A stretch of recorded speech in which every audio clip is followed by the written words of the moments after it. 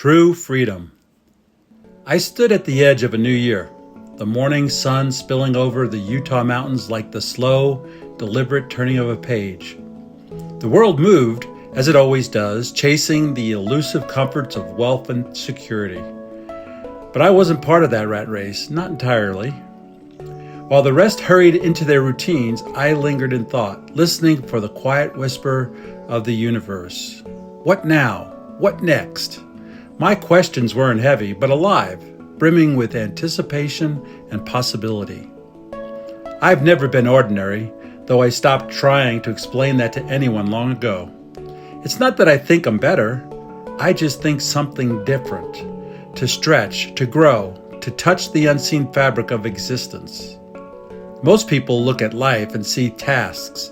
I see threads, weaving patterns I yearn to understand.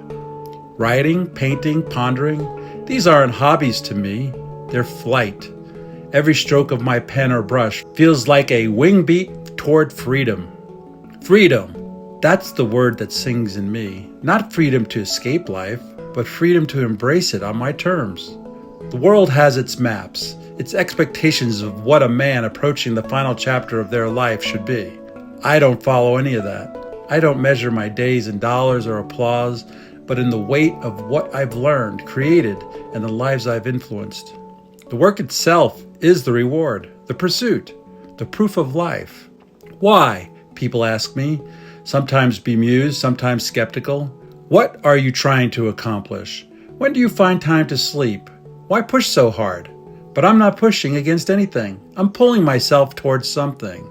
I want to know, to really know the mysteries of heaven, the secrets of the soul, the currents of energy that connect all things. It isn't ambition that drives me, it's curiosity, the holy kind that whispers, there's more, much, much more. Keep going. It hasn't always been easy. The voices in my head, they've been loud at times. You're not smart enough. You're too old. People will laugh at you. You're just trying to get attention. Something is wrong with you. But I've learned to answer them with quiet defiance. Keep walking, I tell myself, step by step, even when the path is steep. I am happy with who I am.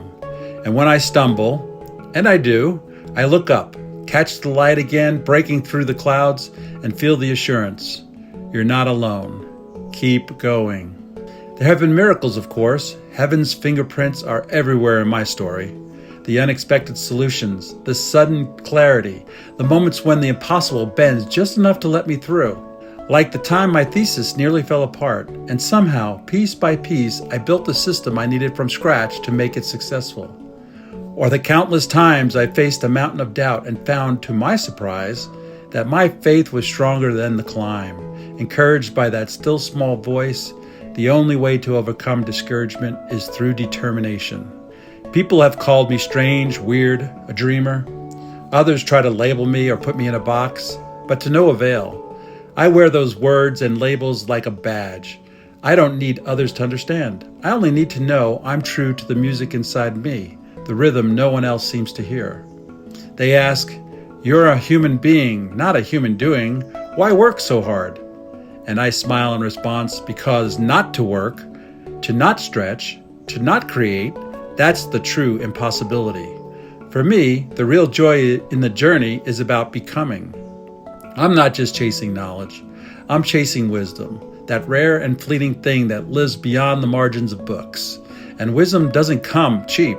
It demands long hours, early mornings, and a willingness to be alone. Not lonely, but alone. In those quiet hours before the world wakes, I find the stillness where inspiration lives, and have learned that God's faithfulness to me is as the dawn of a new day, every day.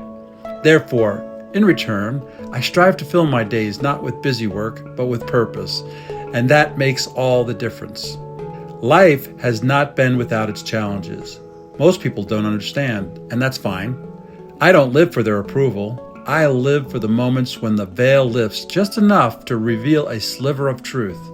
I live for the small victories, the whispered confirmations, the joy of creating something that has never existed before.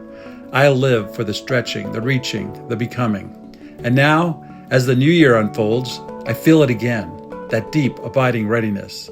I've come so far, grown so much. but I know there's more, much, much more, always more. More to learn, more to give, more to become. The path ahead is uncertain, but that doesn't matter. I have wings, and the sky is calling. Let's see how far we can go, I whisper, not to anyone in particular, but to the universe itself.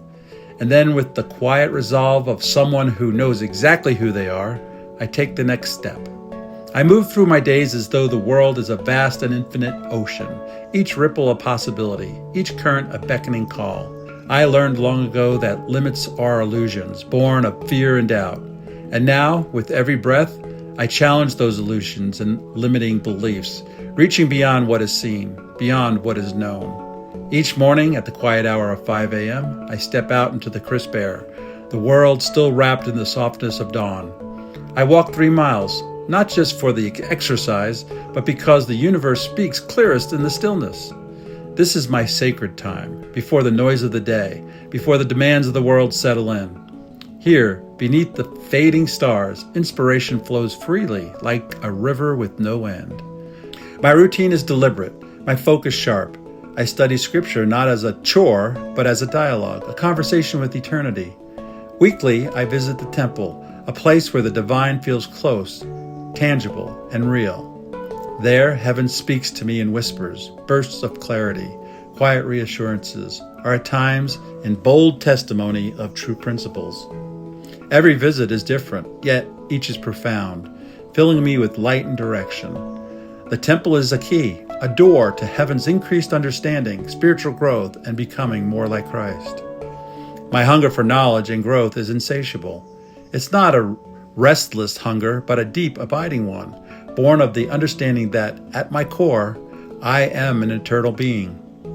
Time, age, and physical constraints are mere constructs, shadows of the greater truth. Life is endless, expansive, full of potential. Every step I take, every thought I nurture is a movement toward that infinite horizon. This journey requires surrender, not a passive giving up, but an active opening. I let go of preconceived notions, old fears, and the weight of pride. In their place, I welcome new ideas, fresh insights, and the guiding hand of the Spirit. Heaven communicates in countless ways, through subtle impressions, moments of serendipity, sudden bursts of understanding, and I, with an open heart and willing mind, am learning to hear them all. The flock that journeys with me has grown smaller over time due to the vicissitudes of life and inevitabilities of this physical world. A few share my vision, my relentless desire to push beyond the ordinary.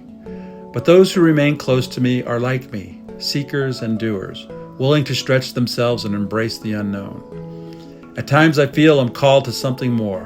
My gift is not just to learn and grow, but to lead, to inspire, to show others the limitless possibilities of life. I've begun to grasp something extraordinary. The speed of thought is faster than any human constraint. With a focused mind and an open heart, I can reach into realms unseen, pulling wisdom and insight from places most people never imagine. There are no barriers, no walls between me and the knowledge of the universe, only the willingness to believe, to imagine, and to act. Each day, my understanding deepens. The human body, I realize, is a vessel, a tool for the spirit to navigate this mortal life. But the spirit itself is boundless, connected to everything, capable of anything. I see myself as a son of God, a being of light and potential, yet still on the path toward that perfect realization. I'm not there yet, and I know it. The gap between my flawed humanity and God's infinite love is humbling, but it also motivates me. The Spirit has revealed to me the power of love, true Christ-like charity. I can no longer look at another person without feeling the deep, abiding love God has for them. It humbles me, it inspires me, and it drives me to become better, to grow in compassion and understanding with every breath I take. My imagination has become my workshop, my canvas, my flight path. I see things not as they are, but as they could be, and I work tirelessly to bring them into existence. I create paintings, writings, ideas. They are manifestations of the faith and understanding that burn within me. I understand now that to create is to become, to stretch towards the divine, to step into the role of a true son of God. As I move forward with purpose, every thought, every action, every intention is aimed at growth, at learning, and at loving. I see no end to what I can achieve, no limit to what I can become. For me, true freedom is not a destination, but a way of being. Freedom to be myself, to be more, to become everything God intended for me to become. Eternity is now, and it beckons me. As I stretch my wings of intention, I know I'm ready for the next step, unafraid.